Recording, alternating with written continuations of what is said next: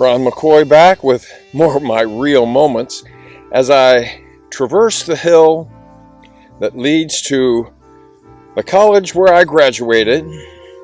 And it's been almost 46 years ago since I started up here at William Jewell College. And as a matter of fact, I would park on what used to be a street right here. I would come up from the other direction and I would park right over there, and then I would walk up this path.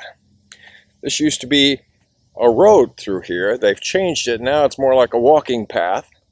And I'd walk up here and I would attend school.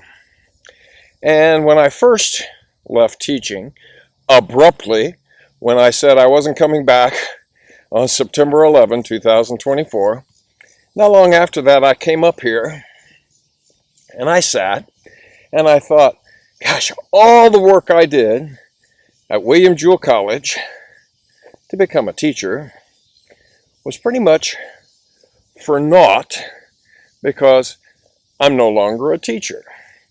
Although I suppose William Jewell College did contribute to my success along the way.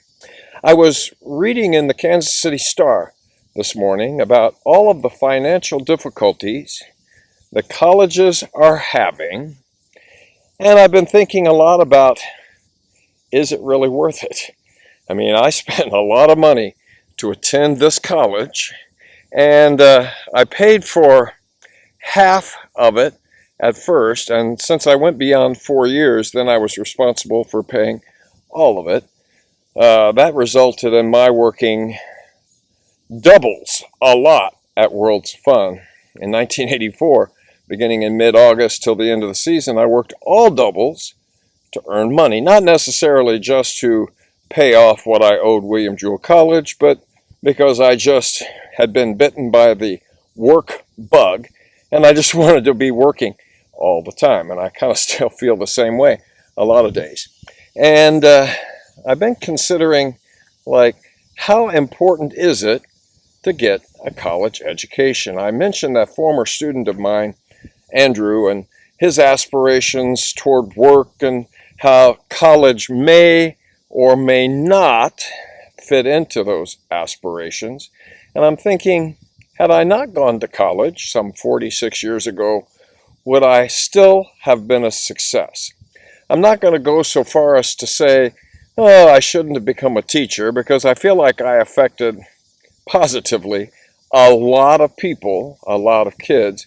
My first class, let's see, those students are turning 53 this year. So I feel like, yes, I have affected a lot of people.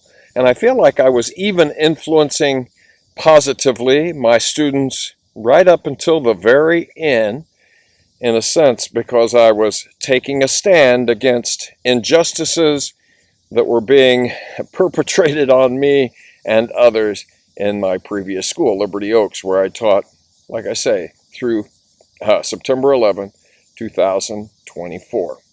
So this morning after church, since I'm an usher, I attended usher training. This, even though I've been an usher since, February, I think, is when I started.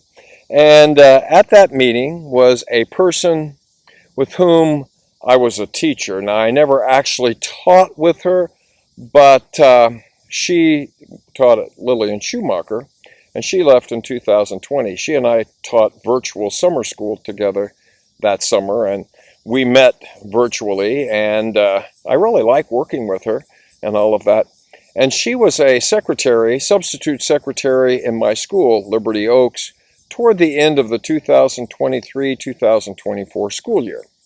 And she asked me at that time, I was finishing up my 39th year of teaching, and she asked me, well, Ron, how much longer are you going to teach?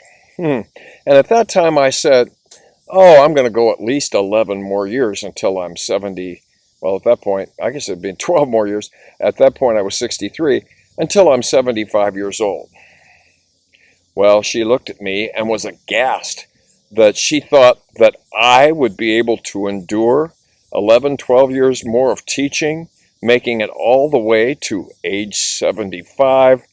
She must have known something I didn't know, because at that point I made it maybe 6 more months before I drew the line and said, no more. I am not going to endure the tyranny, the terrible things that are happening in this toxic, horrible workplace. But I felt bad, because ever since then, after I took a stand and made videos about my administrator and special education teachers and so forth, or one special education teacher, ever since then she has acted very strangely around me. She did come over to me right after I left and asked me, what happened? And I said, well, we'll have to get together sometime for lunch and I will tell you the whole gruesome story. Well, that never happened. And I had her grandson in summer school the summer of 2024. She requested me, and she kept saying that she and her daughter were going to request me for her son. And I didn't get his son in 2024, 2025. If I had, I might have hung on longer, but it didn't work out. And that's the way it goes. So, like I said, I'm here at William Jewell College, and if I had not attended and graduated from William Jewell College, I would not have been, well, I might have been a teacher that was just as great as I had been in Liberty Public Schools for 40 years. But I don't know that what I learned at William Jewell College really truly prepared me for the experiences that I had in the classroom. My best experiences for preparing me for teaching actually took place from the moment I set foot in my first classroom, and I faced 27 sixth graders, and I feel like that is where I got my best experiences. Trial and error, mistakes. I made many mistakes, but I learned from those mistakes and ultimately prevailed and went on for 5 more years at that school, Franklin Elementary School. Endured 1 year at Liberty Middle School. I was at Manor Hill for 14 years, and then I was starting my 20th year at Liberty Oaks when conditions became such that I knew I could not continue. And I've referenced this before, and of course there are 31 videos about that, but couldn't stay there. Nope, there was no future. And along the way, this woman that I was referencing earlier asked me how much longer. And I kept wondering, when am I going to know when it's time to quit teaching? Retired teachers told me all the time, oh, you'll know. You'll know when it's time to retire. And I kept thinking, well, maybe my brain told me that, and I ignored it, and I kept going, and I'm not going to get any more signals like that. Well, I got signals loud and clear. It was time to go. That the way I taught, not necessarily the way I taught, but the classroom expectations that I had were no longer going to be acceptable. No longer could kids sit up in class. No longer were kids supposed to sit and listen as the teacher explained things. They could get up and leave anytime they wanted to.